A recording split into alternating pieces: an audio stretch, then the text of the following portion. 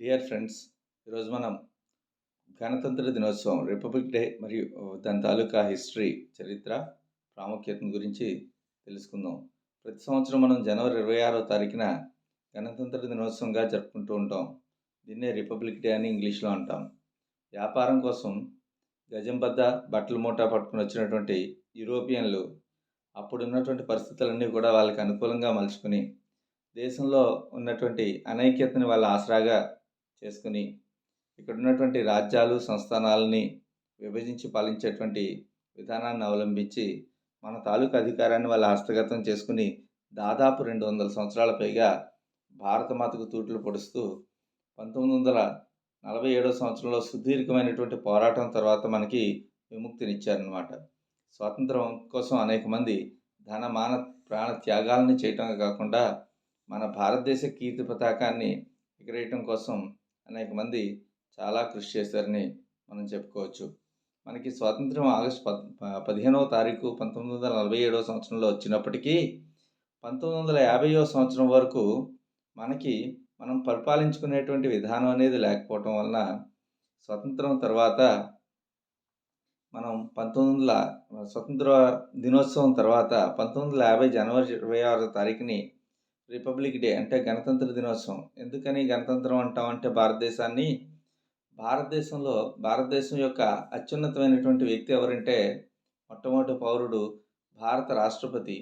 ఈ భారత రాష్ట్రపతిని ప్రజలచే ప్రత్యక్షంగా కానీ పరోక్షంగా కానీ ఎన్నుకుంటాం. కాబట్టి ఏ దేశమైనా సరే ప్రత్యక్షంగా కానీ పరోక్షంగా కానీ వారి యొక్క దేశ అధ్యక్షుడిని లేదా దేశ ముఖ్యమైనటువంటి కార్యనిర్వాహక అధికారిని ఎన్నుకున్నట్లయితే కనుక అటువంటి దేశాన్ని గణతంత్రము లేదా గణతంత్ర రాజ్యము లేదా రిపబ్లిక్గా మనం చెప్పుకుంటూ ఉంటాం అన్నమాట. అయితే భారతదేశం గణతంత్ర రాజ్యం. ఎందుకంటే మన యొక్క రాష్ట్రపతిని మనం ఎన్నుకున్నటువంటి ప్రజాప్రతినిధులచే, అంటే మనం పరోక్షంగా, ప్రజలు పరోక్షంగా, మన ప్రతినిధులు ప్రత్యక్షంగా ఎన్నుకుంటారు. కాబట్టి మనది కూడా రిపబ్లిక్ అని చెప్తూ ఉంటాం అన్నమాట. అయితే ఆ రోజున రాజ్యాంగం అమల్లోకి వచ్చింది. ఆ రోజు భారతదేశానికి హెడ్గా, అంటే ఆ రోజు భారతదేశానికి ముఖ్యమైనటువంటి పదవిలో దేశ అధ్యక్షుడిని మనం అధ్యక్షుడిగా ప్రకటించడం, ఆ అధ్యక్షుడిని మనం ఎన్నుకోవటం వలన ఆ రోజుని రిపబ్లిక్ డే అని చెప్పేసి రాజ్యాంగం అమల్లోకి వచ్చింది కాబట్టి చెప్తూ ఉంటాం. అయితే అప్పటి వరకు 1950వ సంవత్సరం వరకు పూర్తిగా స్వతంత్రం రాలేదని కాదు, వచ్చినప్పటికీ కూడా రాజ్యాంగాన్ని తయారు చేసేటువంటి పనిలో కొంతకాలం ఉండి తర్వాత 1949 26వ తారీఖుని ఈ యొక్క రాజ్యాంగాన్ని ఆమోదించారనమాట. ఈ రాజ్యాంగం ఎలా పడితే అలా అమలు చేయకుండా ఒక ప్రత్యేకమైనటువంటి ఒక దినాన్ని ఈ రాజ్యాంగాన్ని అమలు చేయాలి అని చెప్పేసి ఉద్దేశంతో అనేక తేదీలని పరిశీలనలోకి తీసుకుని 1930 జనవరి 26 నుంచి ఏ తేదీ అయితే జెండా ఎగరవేస్తూ మనం సంపూర్ణమైనటువంటి స్వతంత్ర దినోత్సవంగా ప్రకటించి బ్రిటిష్ వారి పరిపాలనలో కూడా ప్రకటించుకుంటూ జెండా ఎగరవేస్తున్నామో ఆ తేదీ తాలూకా ప్రాముఖ్యతని గుర్తించడం కోసం ఈ రోజు వరకు నవంబర్ 26ని 1949లో ఆమోదించిన రాజ్యాంగాన్ని 2 నెలలు నిరీక్షించి జనవరి 26వ తారీఖు వచ్చే వరకు నిరీక్షించి అప్పుడు ఎగరవేయడం జరిగిందనమాట. తొలిసారిగా పూర్ణ స్వరాజ్య తీర్మానం అనేది నెహ్రూ సారథ్యంలో రావి నది ఒడ్డున త్రివర్ణ పతాకాన్ని ఎగరవేసి భారతీయులు స్వతంత్ర సంకల్పాన్ని బ్రిటిషర్లకు గట్టిగా వినిపించారు. అప్పుడు దాకా కేవలం రాజకీయ ఆధ్యాత్మిక స్వతంత్రం వస్తే చాలు, లేదా పూర్తి అధికారం బ్రిటిష్ వారి చేతుల్లోనే ఉన్నప్పటికీ కూడా మన దేశం సామంత రాజ్యంగా మిగిలిపోయినా పర్వాలేదు అనుకునేటువంటి రాజకీయ నాయకులందరి వైఖరి కూడా జలియన్ వాలాబాగ్ దురంతం ఎప్పుడైతే జరిగిందో ఒక్కసారిగా అందరికీ కూడా కళ్ళు తెరుచుకుని సుభాష్ చంద్రబోస్ వంటి నాయకులు, అలాగే జవహర్లాల్ వంటి నాయకులు, కాంగ్రెస్ పార్టీలో ఉన్నటువంటి నాయకులందరూ కూడా పూర్ణ స్వరాజ్ని ప్రకటించాలి అని చెప్పి ఆ రోజుని దేశం అంతా కూడా స్వతంత్ర దినోత్సవంగా పరిగణించి జెండాలు ఎగరవేయటం, అలాగే అప్పటి నుంచి ప్రతి సంవత్సరం కూడా ఆ రోజు చేయటం, ఇవన్నీ కూడా ఈ తేదీకి ప్రాధాన్యం కల్పిస్తూ ఉన్నాయన్నమాట. అందుకనే ఈ తేదీనే మనం రిపబ్లిక్ డేగా జరుపుకుంటూ ఉన్నాం అన్నమాట. ఈ రిపబ్లిక్ డే రోజు ఢిల్లీ నుంచి గల్లీ వరకు ఉన్నటువంటి ప్రతి భారతదేశంలో నలుమూలలా కూడా జెండాను ఎగురవేసి వారి యొక్క భారతదేశ స్వతంత్రతకు సర్వసత్తాక అంటే సావెరిన్ సుప్రీం పవర్ వారి యొక్క సంపూర్ణ అధికారానికి చిహ్నంగా మనం ఎగరవేస్తూ ఉంటాం అన్నమాట. అలాగే మొట్టమొదటిసారిగా మన జెండాని 1900 అంటే రిపబ్లిక్ డే రోజు జెండాను ఎగరేసినటువంటి వ్యక్తి ఎవరంటే మన మొట్టమొదటి అధ్యక్షుడు డాక్టర్ బాబు రాజేంద్ర ప్రసాద్ గారు.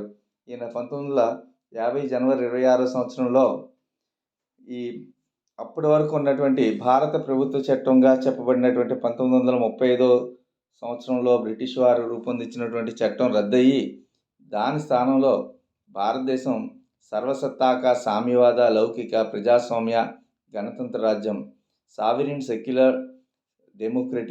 సావెరిన్ సోషలిస్ట్ సెక్యులర్ డెమోక్రటిక్ అండ్ రిపబ్లిక్గా అవతరించింది.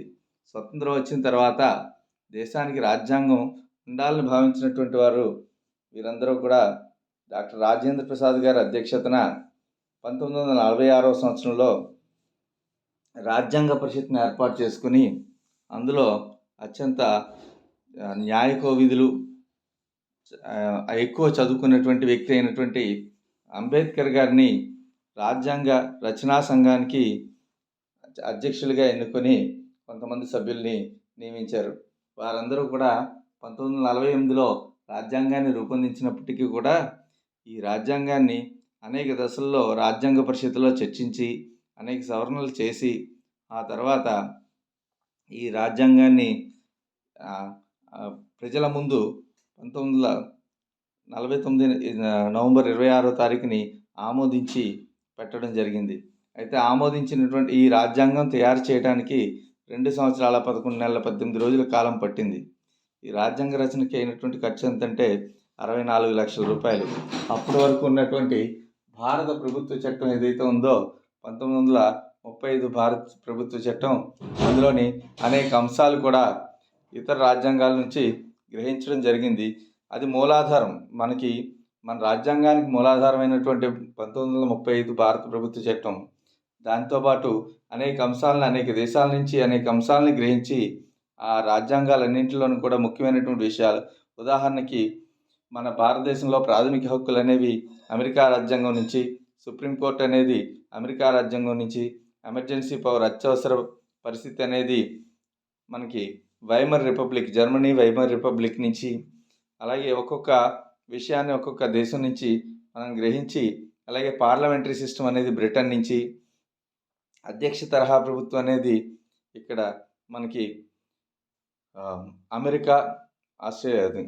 అమెరికా నుంచి, అలాగే ఫెడరల్ సిస్టమ్ అనేది అమెరికా ఆస్ట్రేలియా నుంచి మనం గ్రహించడం అనేది జరిగింది. అలాగే ఆదేశిక సూత్రాలు అనేవి ఐర్లాండ్ రాజ్యాంగం నుంచి, ఇలా రకరకాలైనటువంటి విషయాలు రకరకాల రాజ్యాంగాల నుంచి గ్రహించి మన భారతదేశ రాజ్యాంగాన్ని అత్యంత పెద్దదైనటువంటి రాజ్యాంగంగా రూపొందించడం అనేది జరిగింది. ఈ రాజ్యాంగం రూపొందించడంలో మన స్వతంత్ర పోరాటానికి నాయకులు కృషి చేసినటువంటి సమరయోధుల యొక్క పోరాట ఆశయాలను, అలాగే రాజ్యాంగ పరిషత్తులోని అనేక మంది మేధావుల యొక్క అభిప్రాయాలని తీసుకుని ప్రజలందరూ కూడా సంపూర్ణ స్వేచ్ఛ, సమానత్వం, లౌకికతత్వం, న్యాయం మొదలైనవన్నీ కూడా పొందడానికి అవకాశం కల్పిస్తూ ఇది తయారు చేయడం జరిగిందనమాట.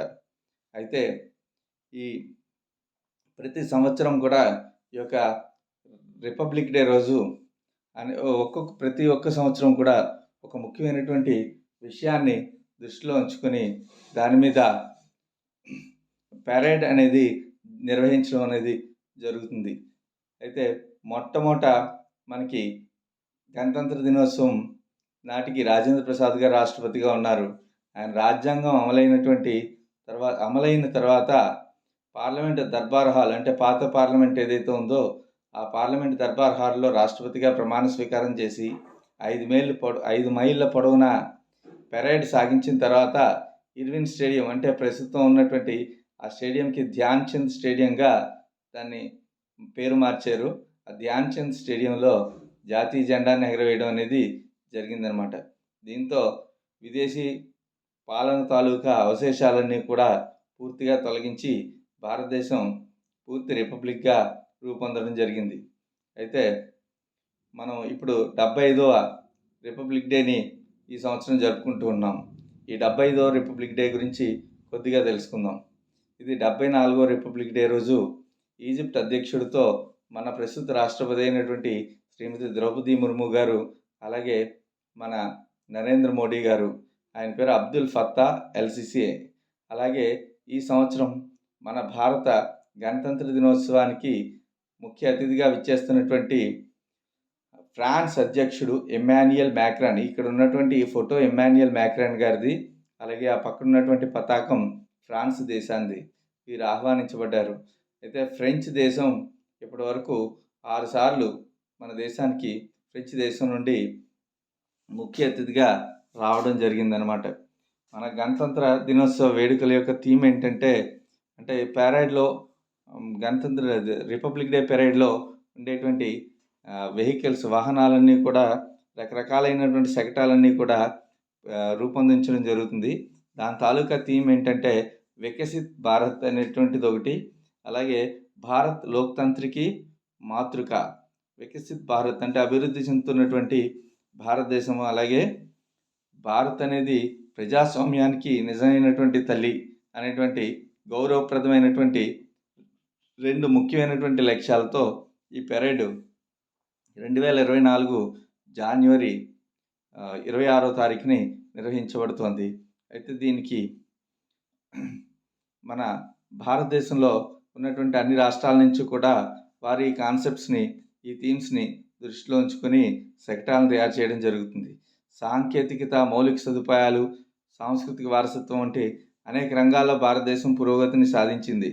అనేక రాష్ట్రాలు, ప్రభుత్వ శాఖలు సమర్పించినటువంటి పర్టికులర్ థీములన్నీ కూడా ప్రతిబింబించడం జరుగుతూ ఉంటుంది. అలాగే మనం ఈ 75 సంవత్సరాల్లో చంద్రుడిని ముద్దాడి వచ్చాం, అంగారకుడికి హాయి చెప్పాం, ఇంకా అనేకమైనటువంటి విషయాల్లో మనం టెక్నాలజీ రంగంలో సుమారుగా 50 కోట్ల మందికి పైగా ప్రస్తుతం మనం ఈ 5G ఫోన్స్ని, అలాగే ఆండ్రాయిడ్ ఫోన్స్ని, స్మార్ట్ ఫోన్స్ని వాడుతున్నాం. అలాగే 80 కోట్ల మంది ప్రజానీకం దగ్గర మొబైల్ ఫోన్లు ఉండడం జరిగింది. మరి అంటే టెక్నాలజికల్గా మొబైల్ ఫోన్ ఉంటే అభివృద్ధి చెందినట్టు కాదు, కానీ అంటే కమ్యూనికేషన్ రంగంలో, అలాగే వందే భారత్ అనేటువంటి ఈ సెమీ స్పీడ్ రైల్స్ని, సెమీ ర్యాపిడ్ స్పీడ్ రైల్స్ని మనం మనంతట మనంగా, అంటే మన స్వదేశీ టెక్నాలజీతో తయారు చేసుకునేటువంటి స్థాయికి, అంటే మరి ఏ దేశం పైన ఆధారపడకుండా తయారు చేసుకునేటువంటి స్థాయికి భారతదేశం ఎదిగింది.